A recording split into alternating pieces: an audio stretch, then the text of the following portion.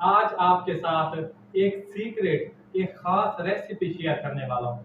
सिर्फ आपने दो चीजें ऐसी बनानी है जो आपको उसके रिजल्ट हैरान कर देंगे। क्या कर देंगे? हैरान कर देंगे। और ये मतलब ये जो चीज है खास तौर पर मर्द हजरात के लिए है।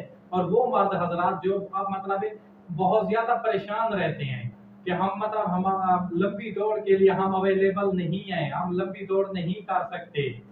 आप समझ रहे हैं, अगर मैं इसे सादे अल्फाज में बयान करूं तो ये नुस्खा खास टैमिंग के लिए होने वाला है। किस चीज के लिए? टैमिंग के लिए होने वाला है। सिर्फ दो चीजें बताने वाला हूं। नंबर वन पे क्या चीज लेनी है आपने? लहसुन। और नंबर टू पे आपने लेना लौंग। आप इस आपने रेसिपी सुननी है। सबसे पहले आपने एक चम्मच लौंग लेनी है। कितना लेना है? एक चम्मच। आपने लौंग ले लिए कितने? एक चम्मच। आपने करना क्या है कि इस लौंग को आपने अच्छी तरह इसका पाउडर तैयार करना है। ये लौंग है, इसको कूटना है हमन में या वैसे जिस चीज में आप इसका पाउडर तैयार कर सकते हैं।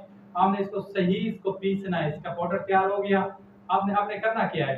आपने लेना है सरसों का तेल। कितना लेना है? 4 चम्मच आपने सरसों का तेल ले लिया। उसको आपने हल्की आंच पे गर्म करना है। उसके अंदर आपने ये जो पाउडर है लौंग का ये भी डाल देना है। और इसमें लहसुन की दो जो होती हैं टुकड़े होते हैं, जो फलियां बनी होती है, दो टुकड़े आपने उसमें डाल देने हैं। और उसको इतना पकाना है कि इन तमाम चीजों का जो कलर है वो बिल्कुल ब्लैक स्याह हो जाए।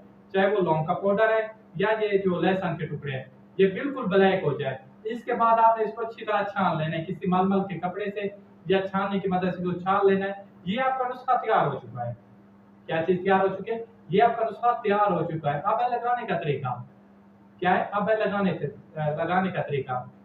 मतलब आपने आपने जो खास आप उज़वे तनासल है उसके ये सेट उंगली की मदद से इस तरह ऊपर सारे ऊपर नीचे दाएं बाएं अच्छी तरह इसको लगा लेना है।